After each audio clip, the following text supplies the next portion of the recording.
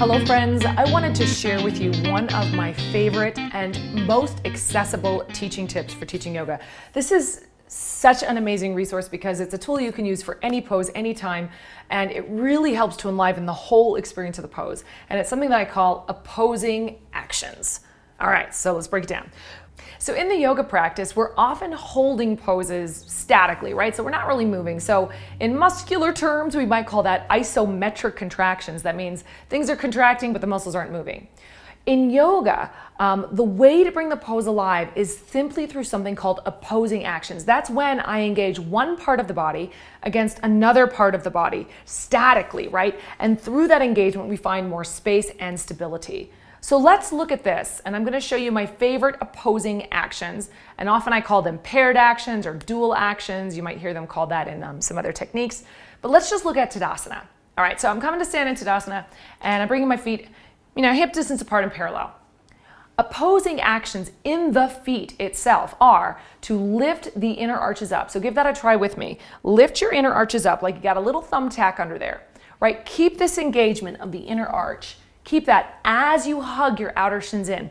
So I'm lifting my inner shins and I'm hugging my outer shins.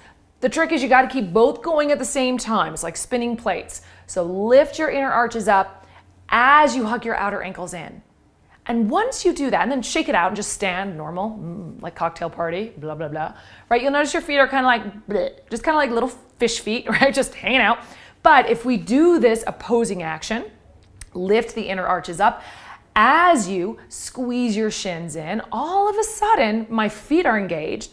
The muscles in my feet and my calves are lifting my arches up, and I have more stability and awareness. So just that simple action when you're standing in a standing pose can really transform and reverberate through the rest of the position. Let's look at a couple of my other favorite opposing actions. And this one's a little funky. I'm going to show you from the side. So this is for the pelvis. So your pelvis can tilt forward, your pelvis can tilt back. This is an anterior tilt. This is a posterior tilt. Okay, so the way that I get this is by lifting my legs, lifting through my quads and pressing the tops of my thighs back. So for you anatomical nerds out there, this is creating a little hip flexion and just a little bit of internal rotation, right? If I were squeezing a block between my upper inner thighs, I'm squeezing the front of the block a little bit more and trying to squirt that block out behind me. Okay, so I'm hugging the fronts of the thighs, sending the block back. And this creates a little wheel in my pelvis of an anterior or forward tilt. I'm gonna balance that now with wrapping my sitting bones down and slightly in. Whew, right? So again, anatomy nerds, that creates a little extension and also a tiny bit of external rotation. So let's give that a try together. If you have a block, it's a really great prop to use for this. Slide it up as high as you can. Squeeze the block. Now hug the fronts of your thighs together. Move the block back. So I'm engaging my thighs and pressing the very top of my thigh bone back. Right? See this little tilt now? Now keep that. Don't lose that. But draw your sitting bones down. Squeeze them towards the block. Squeeze them in towards each other.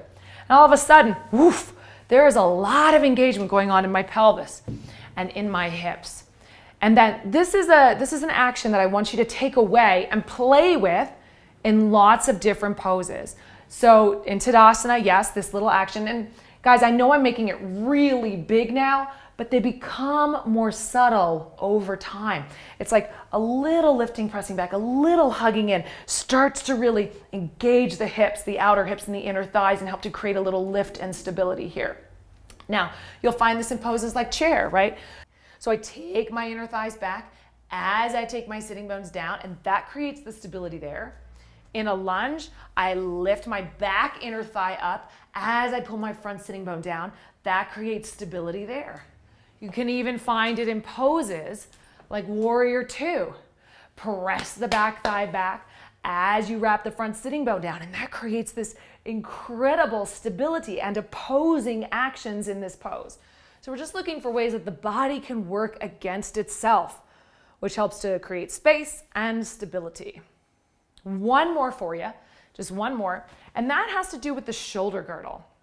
Right? So I can broaden my upper back. Some of you guys might have heard this as like broaden your shoulder blades, puff up your kidneys, widen your upper back, or soften your front ribs in, right? So anything that creates a little bit of space back here, and we're going to combine that with, covering that space, squeezing that space.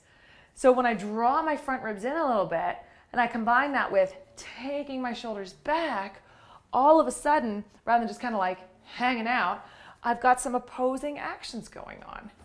And this action is going to be incredibly useful for poses where you have to bear weight through your arms. So check it out. If I am in cat-cow, I pull my front ribs in and plug my shoulder blades onto my back. All of a sudden, my scapulae, my shoulder blades, feel super steady on the back of my body. And I can take that into plank pose. I can take that sensation into dolphin, into Pincha Mayurasana, into handstand, into Bakasana, crow pose. So finding this opposing action, right? Softening the front ribs in, I'm spreading the shoulder blades apart a little bit and squeezing them in at the same time. Finding that isometric engagement really helps to create some shoulder stability. So I want you guys to play with these. This isn't to just like listen to this once, but choose one of these actions, whether it's the feet and the ankles, whether it's the pelvis, kind of how does that work? Thighs engaging and glutes engaging, opposing each other, or, core engaging, back scapulae spreading, back scapulae, like there's a front scapulae, scapulae spreading, and then shoulders drawing back, finding those opposing actions. Just choose one and like play with it in one of your practices and just see, hey, how can I create and enliven these opposing actions in my body? And then once you found it in your body, you can start bringing it to your students. So that's just something to play with. All right, that's the thought for now. See you on the mat.